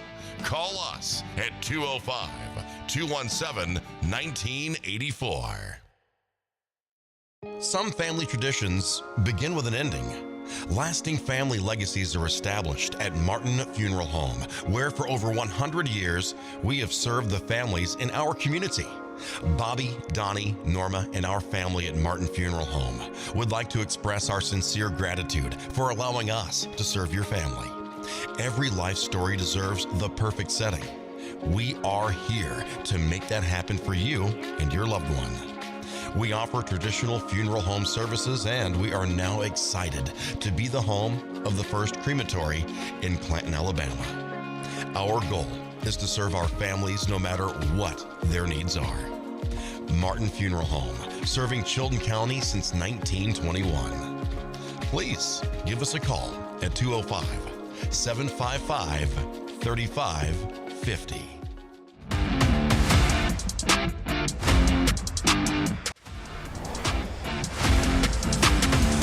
Back. The time is 8:17. You're listening to Morning Mayhem here on Piper Peach Radio. Teresa and Dollar Bill here with you this morning, and we are broadcasting live from the Clanton Tractor Studios. We were talking about the Brinks armored truck that was, I guess, hijacked. A heist. It was a heist. And they took over $2 million. They forced the driver on the ground, and let's see how they said they did it. Forced the driver on the ground while the others took his keys to the truck and his Brinks issued firearm, because they are armed. Yeah, they're ready. One of the robbers stayed with the driver. The other entered the truck and took $2,025,000 in cash. They have charged 3 people. Trevine Jackson, 31, Brian Wallace, 31, and Deshaun Murchison, 30, all of Philadelphia, and they face federal charges. But that's not the end of it. There have also been 4 other armed robberies in the Philadelphia area, where more than $700,000 was taken. Another Brinks truck? Another one had $10,000, and another one had $6,400. And they think that it all may have been from these 3 guys. Oh. Because they're all have been Brinks, and they've used a black Hyundai Sonata to get away. Well, then it's obviously the same guys, I guess. Yeah, so they have finally been caught. They have been arrested, and they are trying to connect the other robberies to this one as well. Yeah, well, that's the way to do it. You'll show them by them firing you. You'll just steal the money and get caught. Well, I think you're right. There's a good chance you're gonna get caught. So what you need to do is, if you rob the thing and you get that much money, go spend it as quick as you can. Just go out and spend all you can, because you're going to get caught and go to jail. So you might as well enjoy the fruits of your labor. Of course, I'm just kidding. But, oh, my God, that's how they think they can get away with it nowadays. There's so many cameras everywhere. There's so many ways to catch you. And I'm assuming those Brinks trucks have video systems on them. They probably do. So you've got to be able to see around it and inside it. And then where they got one, this last one, they did it in the parking lot of the backside of a Home Depot. Well, there's cameras. Matter of fact, I'm sitting here looking at the Brinks truck with the crime tape around it, and there are cameras all over the back. Oh, but yeah. They probably were wearing masks, if I had to guess. But they figured out who did it, and they've caught them, but they're trying to link the other ones to this one as well. That was I wonder the if big they one. recovered the money, because it does not say. What, that they... If they recovered any of the money. Well, They got a lot that last time, $2 million. Mm-hmm. I mean, they got 700,000 one time, 60,000 another. That's a lot of money when you add that stuff up. Whew. Yeah. Well, the fact that they even tried it. I mean, this isn't Ocean's 11. Well, don't forget, one of them was a former employee, so he knew all the systems. I guess he figured he could get around it. But obviously, most people that do these kind of crimes are not, Harvard level students. They're not very smart. Yeah. If they think they can get away with it, there's something wrong. There's a chink in that armor somewhere. Yeah. It's wild. Now, we watched it's weird that I saw this story, because Saturday night we watched a movie that had Eddie Murphy and Pete Davidson, and they had Andrew Dice Clay in it too, which it was really funny. But I was tired and I fell asleep, so I didn't get to see the ending of it. But what was the movie? I can't remember the name of it. I don't even know the name of it. Pete Davidson from Saturday Night Live and Eddie Murphy? Yeah. I didn't know they ever did anything together. They were drivers, one's a driver, one's the other guy, for an armored truck that gets heisted. Wow. And it was really good. It's just that once I laid my head down, once I scoot that pillow down and I get in a comfy position, you're out. I'm done. I've always wanted I thought it'd be fun to own. A lot of people want to own a hearse. Some people want to own a tank. I think it'd be kind of cool to just drive around with your family in a Brinks truck. Turn the back into like a mobile home, a motor home. Oh, and, God. of course, they say those things are hideously heavy. They're armored so much that their gas mileage is like 3 miles to the gallon or something, so... Oh, gosh, they probably do. Well, they probably don't travel very far. I'll tell you one thing. Think. Yeah, I don't think you got to worry too much about being in a car wreck. I don't think, unless an 18-wheeler slant, you're going to be the biggest dog on the block as far as maybe a tank. Well, we're sitting here talking about robbing banks. Well, the next thing I'm going to talk about is Chilton County Sheriff's Office has a Citizens Law Enforcement Academy that they're offering. Oh, I've done those. Yeah, it'll be Saturday, September 2nd. I hope that's a Saturday. This is Chilton County Sheriff's? Mm-hmm. That's neat. It's an 8-week program from 6 to 9. It starts on September 2nd. It'll be at the Public Safety Building. It is free, but you have to be 19 years of age or older, and you have to reside in Chilton County. I'm telling you, it's a great I've done Birmingham City Citizens Police Academy. I've actually done the FBI. Really? Yeah. Oh, how cool. That was amazing. Oh, I got to shoot machine guns and everything. I've done the Shelby County Sheriff's, and I did, Hoover. I've done the Hoover Citizens. So I've learned so much in all of them. And what it really tells you, you get to some fascinating stuff, but it also shows you how incredibly boring some of that stuff is. Everybody thinks cops and robbers, but they forget that it also means serving warrants, doing accident reports, and these can be just fender benders and little stuff, and you write and you do stuff, and then they got to know some of the law. You got to be cognizant of the laws of the land, and then of course you get to do the fun stuff too. A lot of them have the training simulators where you use a gun and you shoot at a screen, and every time I did those, I didn't do very well. I usually killed moms and their babies. Oh no! Yeah, and the robbers and I went and had drinks together. Apparently, I was just trigger happy, and you could put a pretty young girl holding a sweet little baby, and I'd blast them. And I didn't mean to. It would just, because they do a movement, and you don't know whether they're coming up with a gun or if they're just bringing out their ID. Which is why this is so important for citizens to experience. Right. Because it's so easy to blame a police officer, but they've got to make a less than a split second decision sometimes, and the thing is, everybody wants to be a Monday morning quarterback with these shootings and things. And there are some abuses. There are people that are either careless, people that are bullies, people that don't care, racist. Police are like all of us. They're every regular guy or every regular woman. They're just people that are trained, and they got their biases, and some of them are good at what they do, some of them are not good at what they do. But that's like every profession in the world. Exactly. But we have the benefit, after there's been like a shooting, for instance, to go back and look at video over and over again, listen to transcripts, and study it, whereas they had to make that, like you said, instant decision to protect their lives. And I'm not saying it's always, you can see where there's some abuses to that power, but for the majority of times in the ones I've studied, even when there's been a mistake, it's an honest mistake. Mm-hmm. Now, George Floyd, he was murdered. That policeman killed that man, and every law enforcement officer I know said he should be in prison.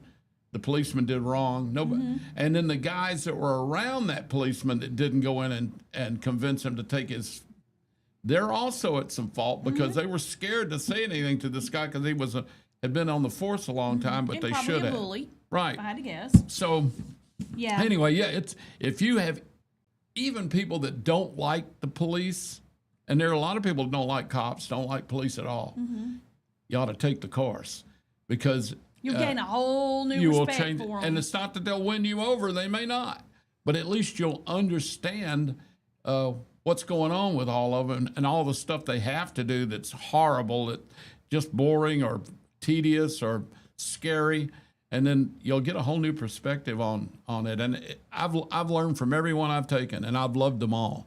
Yeah, this one is. Plus, you get to shoot some cool guns sometimes. I don't know if they do that with the Chilton County, but several of the ones I went on, they took you out to the range and let you shoot. And they, most police officers and sheriffs, they have some pretty neat stuff they can go out and show you. It may not even be. I know one place I went to the FBI. They took us out and blew some stuff up. Oh, they showed us how cool. That was so cool. I bet. To watch them blow stuff up. So anyway, check it out. Yeah, it is free, and you just have to have the commitment to show up for a few hours for 6 or 8 weeks. Yeah, it's 8 weeks. One day 6 a to week. 9. Mm-hmm. Yep. It says you will get first hand experience of day-to-day operations in the sheriff's office and the criminal justice system. You'll meet deputies, investigators, jail staff. You'll get to explore various units, including patrol, canine, narcotics, and corrections. That was another thing. Seeing them work the dogs, the sniffer dogs and the protection dogs, whatever, phenomenal. And I will tell you, one of the worst experiences I had in my life happened when I let them tase me. I've heard that said so many times. And how these people, you watch like Live PD and cops and they're getting tased and it's not phasing them. How? Oh, no. It phases you. A lot of times, when they shoot you with the taser gun, 2 barbs come out and stick on your body. And the further apart they are, the stronger the effect is. So if you're too close, you can actually be too close and the barbs are too close together. Yeah. It stings, but it doesn't disable you. Man, you get a little bit of a spread, your whole nervous system shuts down. The world comes to an end. It's the longest 8 seconds or 7 seconds of your life. And they hooked me up, and of course they had to hook me up with a big spread. I had 2 big policemen on either side of me to hold me up so I wouldn't fall on my face. And they went, taser, taser, taser. And my world came to an end. All I heard in my brain was, my eyes rolled up in the back of my head. I couldn't see anything. And I went out. You willingly did this? Oh, it's unbelievable. Oh, my word. And you can't do anything. The good news is it shuts your nervous system down, right? So you can't do anything but just seize up. Mm-hmm. It also means you probably will not pee or poop on yourself. You can't, because it shuts that down too. I always I told the guy, I said, I'll let you tase me. I mean, I want to see what it's like. I want to experience it. Do I need an adult diaper before we do this? That's what I asked him. I said, should I wear a diaper? He said, nah, you ain't going to. It shuts that down too. Now, when you get up, you might need to. And it's weird because once it's over, you just kind of go, and you're clear. There's like no residual effect. You're just, I will say where the barbs were, or the clips, I felt like somebody had punched me pretty hard for about 2 days because they cramp up so tight they actually bruise your muscles. You know what a TENS unit is? It's kind of like that, but times 10 million. Yeah, a bazillion. Listen, I love a TENS unit. It gives me a little relief. Yeah, that does not. This is hell in 8 seconds or whatever, but I know now why people will do just about once they've been tased. You remember the guy that got tased and he just kept screaming, "Don't tase me again, bro! Don't tase me, bro!" I was screaming the same thing. No. Oh, it was the weirdest thing. But yeah, so you might get to at least you don't have to they're not going to tase you unless you volunteer, and a lot of them won't do it anyway. But I will tell you, you'll experience a lot of stuff that's amazing, fascinating.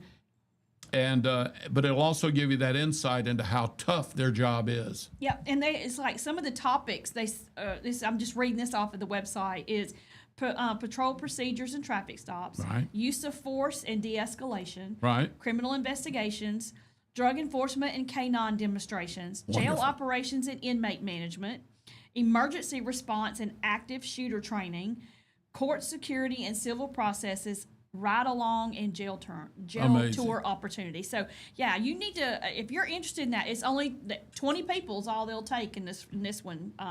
And that is, again, it starts September 2nd. If you are interested, you are going to need to go to ChiltonCountySO.org and fill out the application. So it's Chilton County SO, it's Chilton County Sheriff's Office. I'm assuming, yeah, okay. .org. .org. /AL. And then, or you can email Sergeant Justin Mims at justin.mims@chiltoncountyso.org as well. So that's a pretty cool little opportunity. 20 people is all they'll take, so you better get in there quick and do it today. I imagine they have to do it in small classes like that, or it'd be too many. Yeah. Because I also got handcuffed kind of tightly. I liked it. But yeah, there's a lot of things they'll do. They don't have fur cuffs. They didn't have the fur cuffs. I had real cuffs. But I did like it. All right. We're going to take a break. And when we come back, we got to talk about a disabled veteran survives being shot. So we'll talk about why when we come back. Y'all stay with us. You're listening to Morning Mayhem here on Piper Peach Radio. Teresa and Dollar Bill broadcasting live from the Clinton Tractor Studios. We'll be right back.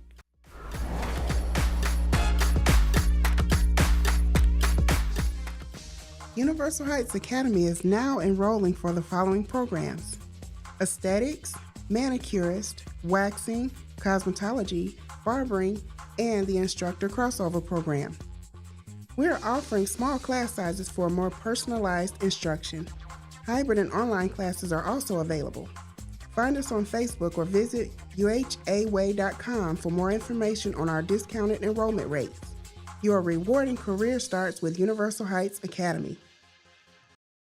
Looking for the perfect way to unwind, compete, and have fun with friends or family? Then Putter Up Pelham is your next destination. Coming this June, whether you're a mini golf pro or just out for a good time, Putter Up offers a one-of-a-kind indoor putting experience with custom effects lighting, sounds, and robotics at each hole, plus automated scoring and a virtual caddy to guide your game. And our ADA-compliant courses include special putters for individuals using wheelchairs or walkers, so everyone can join the fun from ages 4 to 100. Rain or shine, day or night, it's always game time at Putter Up. Come for the fun, stay for the challenge.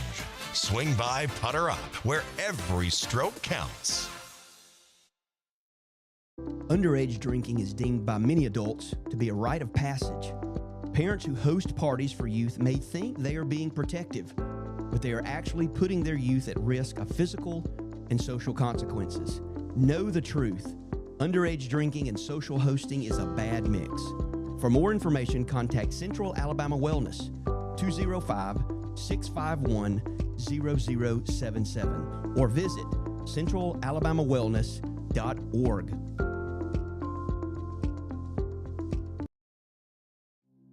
Traditions come and go, but excellent service and compassionate care are benchmarks in any era.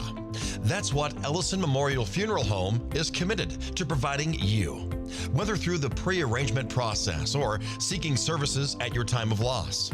Ellison Memorial offers a noticeable level of care and attention to detail. Others do not. So before making a decision based on yesterday's traditions, experience the Ellison difference when it comes to your loved one's final arrangements. You'll be glad you did. Call us today at 205-280-4600. Ellison Memorial Funeral Home, setting the new standard in local funeral service excellence. We are always here when you need us.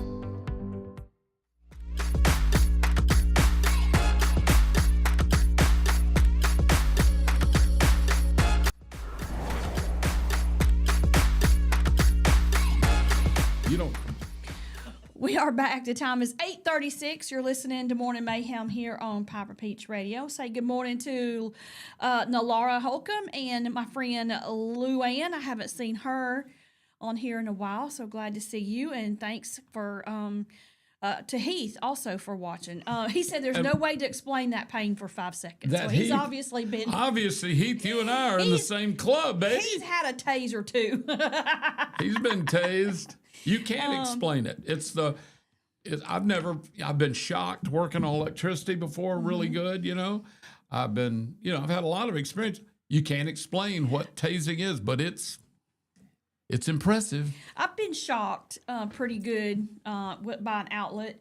And, that hurt. And it was enough to make me go, yeah, right. And it kind of sent a weird feeling all the way up into my shoulder, for a minute. But I can't imagine a taser. I don't know if I would survive it. I'm afraid it would give me a heart attack. I can tell you this.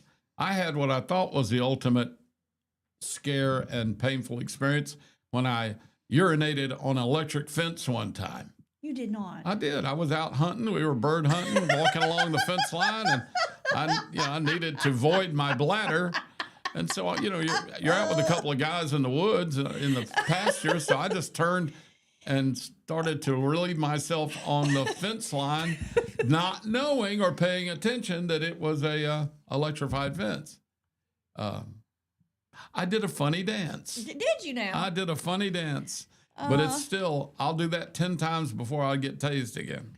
I don't blame you. Heath, I don't know if yours was like mine. It was more voluntary, or if like you're a police officer and you had to do it to carry one. But if the popo did it to you, I'm sorry, but at least they didn't shoot you. Well, if the popo did it, I hope it's a good story. Maybe one you can share. If the popo did it, I want to hear what happened. So if one thing about the military that will get people fired up is if you are a part of stolen valor, which is, tell people stolen valor, which if you tell people that you served and you were in the military and you did all these things and you didn't, you wear the uniform and act like you were a part of something and you weren't, you haven't. People really get, and you can get in trouble for that too, as well. But there was a man in Seattle. He is a disabled Navy veteran. He is grateful to be alive after being shot in the chest in Seattle. Chest? Yes. Harold Powell, he's 68 years old, is recovering at home now after being released from the hospital last Sunday. He's a disabled Navy veteran. He has to use a wheelchair. Said he was down on the waterfront in Seattle playing music. They call it busking, but playing music like he's done for the last 30 years. A man who has now been identified as Gregory Tim, 32 years old, walked up and accused Mr. Powell of stolen valor, which is falsely claiming to have served in the military. Powell offered to show him his military ID, but before he could get to it, it was too late. The man pulled out a gun from a zipped bag and shot him in the chest. And the incident was caught on camera. He said he thought that was the end for him. A shot in the chest. It ended up breaking his ribs, but it luckily did not strike any vital organs. Doctors are amazed that he was able to survive that. Didn't puncture a lung or anything, huh? Nope. They did catch the guy, but Mr. Powell says, I refuse to complain. I'm not going to let this guy, nothing about this guy, live in my mind rent-free.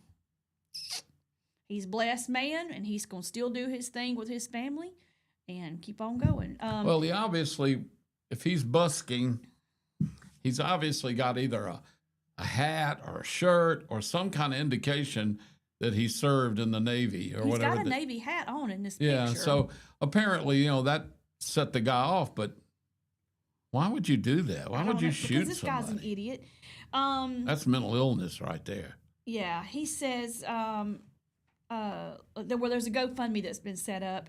The guy was arrested and is being held in King County Jail on $750,000 bail after a judge found probable cause for assault and robbery. So, yeah, that's sad that happened to that man. That's absolutely ridiculous. You don't just decide that somebody has. Well, it wouldn't matter if the guy had never served a day in the service and was claiming to be. I mean, I don't think he's claiming to be a hero. He's just claiming that he served. Let's say he didn't, and he's just doing that to get more, attention or more positive. That's bad, but it's not worth killing him over. That's not a capital offense to be stealing valor like that. Nobody likes that. You don't, but it's not worth dying or killing somebody over. That's sad. I just don't understand. He should have tased him. Yeah, I don't understand the people just think they can just do anything they want to because they feel some kind of way. I mean, I think it's back to you mental. You can't do that. Mental illness. You don't like something somebody says. The first thing you want, you punch them. You can't do that. It's just not. That's not how we do things. I mean, well, some people it is. That's what's sad. Well, yeah, but you're going to have repercussions for that, right? Because you're a moron. You're a moron. I don't know. Prayers for that man. I can't. I feel for our military, and I just don't like for things like that to happen. It just really, really sets me off. Okay, so was it last night? Is it what? Saturday night. Saturday night, or Saturday afternoon. Hubby and I were we were watching TV, and for whatever reason, hubby ended up landing it on. It was like a 2 or 3 part series about Dale Earnhardt, and just his career, his subsequent death, and it had talked, it interviewed his kids, Dale Jr. and his daughter Kelly and his son Kerry, and it just kind of had a whole thing about Dale Earnhardt's life and his career, his legacy up into his death, and while he was a great driver, I'm not convinced that he was the best parent in the whole. Well, he may not have been. He was not very loving, or I mean, I know that some people are not, but to hear your kids say that your love was conditional to them, like, he wanted Dale, he hoped Dale Jr. would become a race car driver, but he was like, I don't think he has what it takes to be one, and never really encouraged him, never really helped him. His idea, he says, if you want it, then you get out there and you work for it, and you build your own car, you figure out how to get it, earn your own money, do it, and because that's how his dad was with him, and I just really got a whole different side to Dale Earnhardt that I never had seen before, and it really, I wish I hadn't watched it. Really? Because, yeah, I wish now that I had not seen that version of him. Well, Junior obviously ended up doing very, very well. He did, and he retired. Junior now is 50 years old, the same age his dad was when he got killed. Was Dale Earnhardt 50 when he died? 50. I thought he was a lot older, to be honest. 2001, he was 50 years old. Wow. Yep. and now Dale Earnhardt is 50.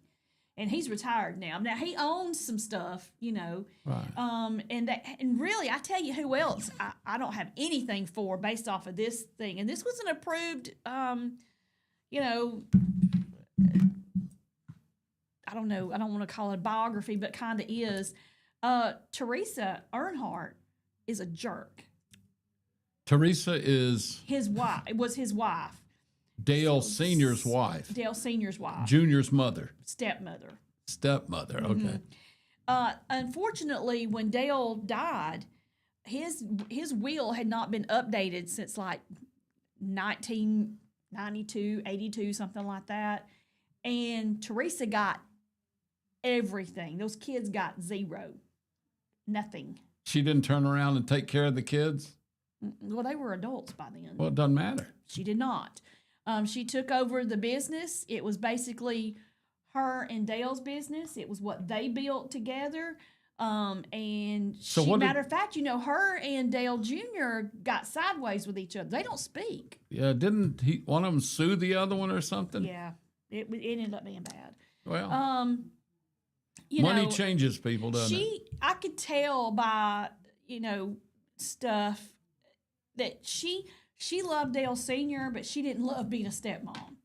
And Really? they both said that she was not A good stepmom. great to them. That she was kind Really? of mean. Now, when Dale and she had their daughter Taylor, they got to see him be a dad in a different way because then Because he was older. He was older. He had chilled out. You know, Softened a little. Yeah. So by the time that they were adults, they had a different kind of As a matter of fact, though, Kelly and Dale, his oldest daughter, had not spoken in 3 weeks to each other when he died. And so she has to carry that around. And she never says what they got into it about. There's never been, but she said it was like that with her and him. They would get crossed up and they wouldn't speak. And Kind of sad, isn't it? Yeah, he was kind of a butthole.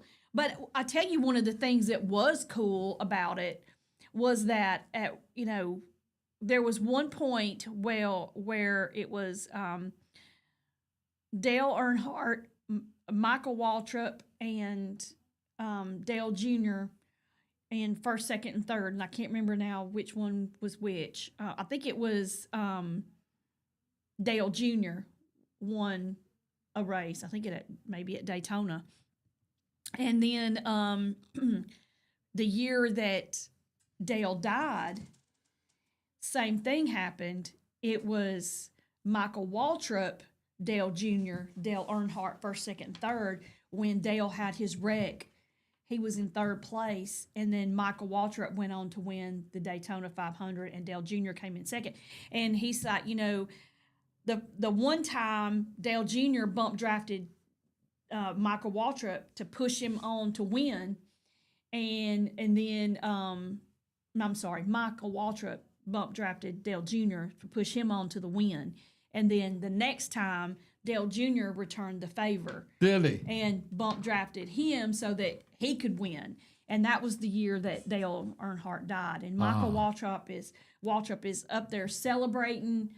Dale Jr. gets up there, celebrating with him. They're hugging each other, and then they find out later that they knew that he had wrecked. They didn't know it killed him. They didn't know it killed him. And then you can see the moment that that Darrell Waltrip finds out, because he's announcing the race, he's calling it, and he's like, "Man, I sure hope." He was happy for Michael. He's like, "This is the best day of my life, seeing my brother," because his brother was like 0 for 400 something races of not winning. He never won. He'd always come in, maybe a top 10, 5th, way below, but never won it. Never won a race, and this was his first one. And he goes, "Man, I sure hope Dale's okay." And then later on, he finds out that he didn't make it. And then you see one of the guys walk up to Michael after he gets down off the car and tells him it's Dale and it's not good. And you can just see Michael Waltrip's whole face goes from being happy and I'll get chill bumps thinking about it. Goes from being happy and excited to just this look of horror, just heartbreak, And but I say all that to say that Dale Earnhardt was a good guy. he just wasn't a great parent. Yeah. You know, and in the beginning, he was known as the Intimidator because he would wreck He was people. tough. He'd get right up in your grill. Bumper cars, all, all the way. But I did not know that at one point there was a time where in one race he had to get out of the vehicle and let somebody else drive for him. It turns out, because he had some kind of weird episode and they couldn't explain it, turns out that he had all these bones in his neck that had been broken and had just chipped off and made little shards in his neck from, Wrecks wrecking and stuff, just things like that. Yeah. He had a couple of bad wrecks himself and then that one, they said it was just, it was the brain, like that. That's what killed him. Well, his neck extended. Yeah. That's why they got the Hansa. Mm-hmm. That came out of Dale Earnhardt's death. Mm-hmm. Is the Hansa units that they wear to keep so that if they wreck, the weight of their head going forward doesn't pop their neck and kill them instantly like it Which did is him. what happened. Because his wreck, I've watched his wreck so many times, and it doesn't even look dramatic. He just kind of spins around, and it doesn't look like he hits the wall that hard. But it was the way he did it, and it popped his neck. It broke his spine. Oh, it severed his neck. Yeah. Disconnected his brain from his body, basically, which is horrible, but pretty much apparently instant death. I mean, I don't think he really knew.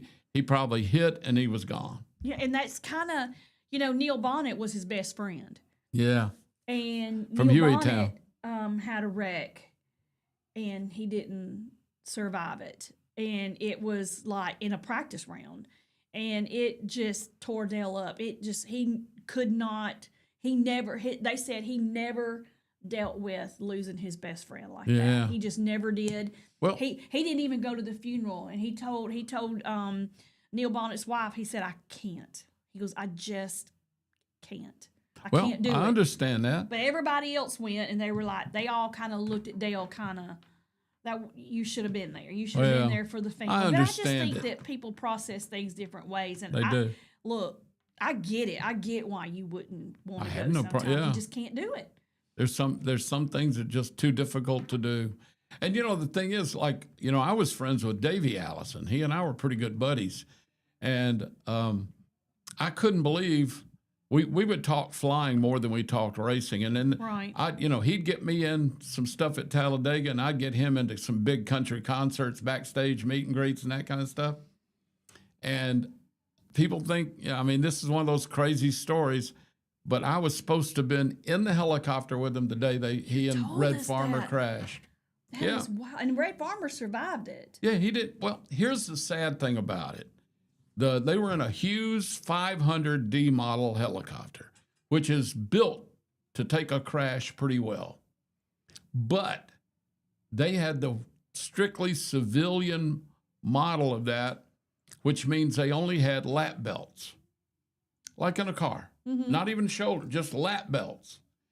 And had he either been wearing the shoulder harness that the military has, where instead of a lap belt, you have two straps come over each shoulder and click in the middle, or if he'd been wearing a helmet, which the military also, he'd been fine. He wouldn't have been, I don't think he'd have been bruised.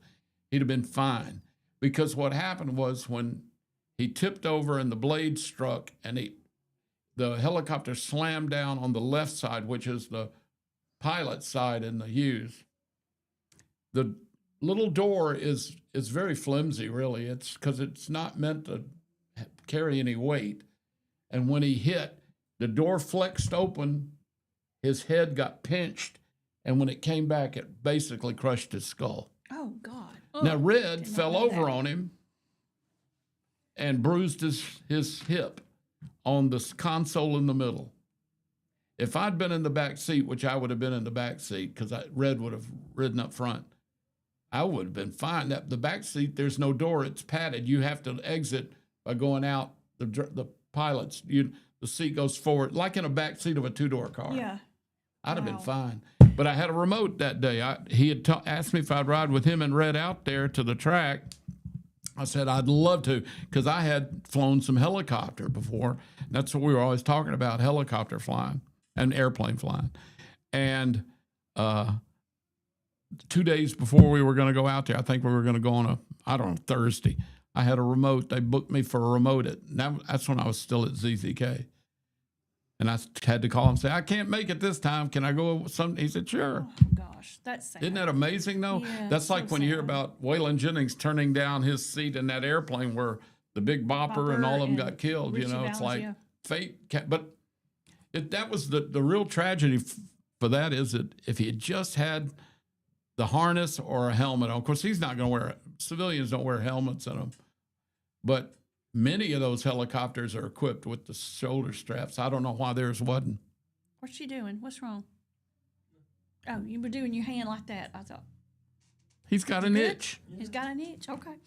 Look, I'm scratching too. Yeah.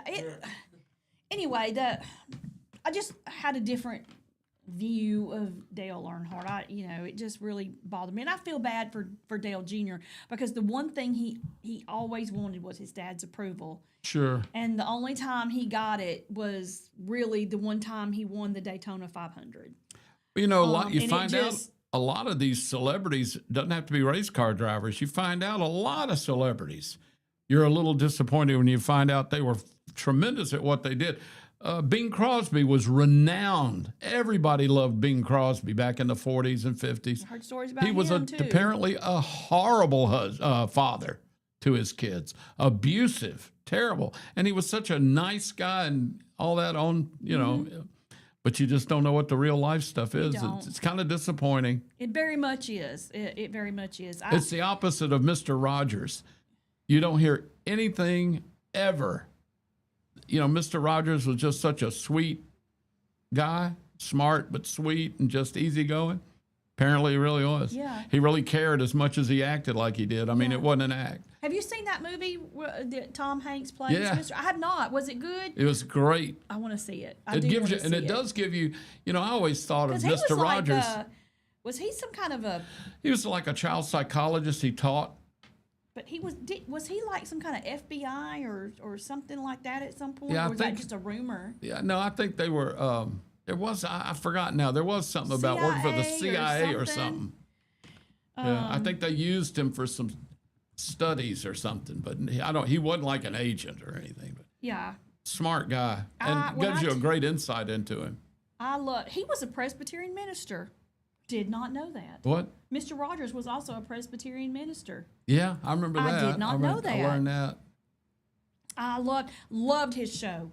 I loved Mr. Phoebe, and I loved Miss McFeely. I'm sorry, it was McFeely. That was his middle name too. Yeah, McFeely, the mailman. Yeah. Yeah, Mr. McFeely. He was behind my age. Mr. Rogers was like your age and a little younger. I was already past age, and the only thing I thought about him was we always made fun of him. Won't you be my neighbor? There was all kinds of stuff. Like Saturday Night Live did one. They did that great. And then they did Mr. What was the one with it was the ghetto Mr. Rogers. Yes. Uh-huh. I love that stuff. But anyway, pretty neat. But it's, some people elevate when you find out what they're really like, and some people it kind of disappoints you. But everybody's a real human. Nobody's perfect.